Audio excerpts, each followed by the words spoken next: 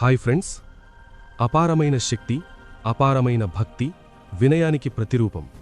భక్తి అంటే ఏమిటో తన జీవితంతో ప్రపంచానికి చూపించిన మహానుభావుడు మన ఆంజనేయస్వామి. ఆయన పుట్టుక నుంచి రాముడిపై చూపిన అపారమైన భక్తి వరకు ఆ పవిత్ర కథను ఇప్పుడు మనం తెలుసుకుందాం. అందుకని ఈ వీడియోను స్కిప్ చేయకుండా చివరి వరకు తప్పకుండా చూడండి. పూర్వం అంజనాదేవి అనే అప్సరస ఒక శాపం వల్ల భూమిపై జన్మించింది. తన శాప విమోచనం కోసం ఆమె తీవ్రమైన తపస్సు చేసింది. ఆమె భక్తి చూసి వాయుదేవుడు ప్రసన్నమయ్యాడు. ఆమెకొక దివ్య వరం ఇచ్చాడు. ఆ దివ్య ఆశీర్వాదంతో జన్మించినవాడే ఆంజనేయుడు. జన్మించిన క్షణం నుంచే అతను సాధారణ శిశువు కాదు.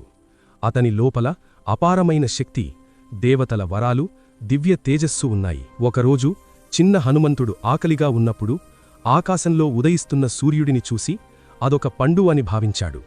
ఆ పండును తినాలనే ఉత్సాహంతో ఆకాశంలోకి ఎగిరాడు.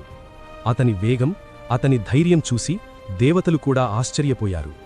ఇంద్రుడు అతన్ని ఆపడానికి తన వజ్రాయుధాన్ని ప్రయోగించాడు. ఆ దెబ్బతో చిన్న హనుమంతుడు నేలపై పడిపోయాడు. అది చూసిన వాయుదేవుడు తీవ్రంగా కోపగించి గాలిని ఆపేశాడు. ప్రపంచం మొత్తం క్షణాల్లో అస్తవ్యస్తమైంది. అప్పుడు దేవతలందరూ వచ్చి హనుమంతుడిని శాంతింపజేసి అతనికి ఎన్నో వరాలిచ్చారు. అమోఘమైన శక్తులు, అజేయత్వం, దివ్య రక్షణలు ప్రసాదించారు. కాలం గడిచింది.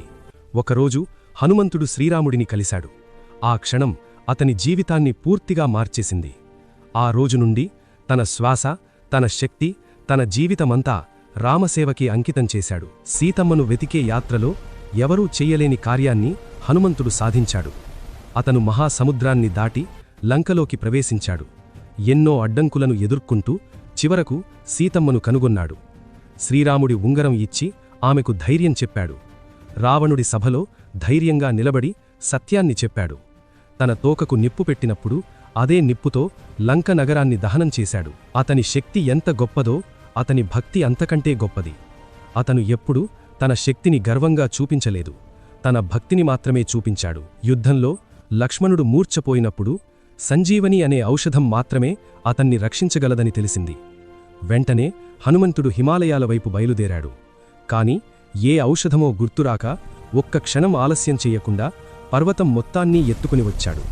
అతని వేగం, అతని నిర్ణయం, అతని భక్తి అన్నీ అసాధారణం. ఆ ఔషధంతో లక్ష్మణుడు తిరిగి జీవించాడు. రాముడి కళ్లలో ఆనందం నిండిపోయింది. హనుమంతుడి భక్తి ప్రపంచానికి ఒక గొప్ప ఉదాహరణగా నిలిచింది. హనుమంతుడు మనకు నేర్పింది ఒకటే: శక్తి ఉన్నా వినయం ఉండాలి. భక్తి ఉంటే అసాధ్యమనేది ఏదీ లేదు. తన గుండెలో ఎప్పుడూ రావుడిని ఉంచుకున్నాడు. అందుకే హనుమంతుడు కేవలం ఒక దేవుడు కాదు, భక్తికి ప్రతీక. జై శ్రీరామ్, జై హనుమాన్. ఇలాంటి మరిన్ని భక్తి కథల కోసం మా ఛానల్ను సబ్స్క్రైబ్ చేసుకోండి. ఈ వీడియో మీకు నచ్చితే లైక్ చేసి షేర్ చెయ్యండి.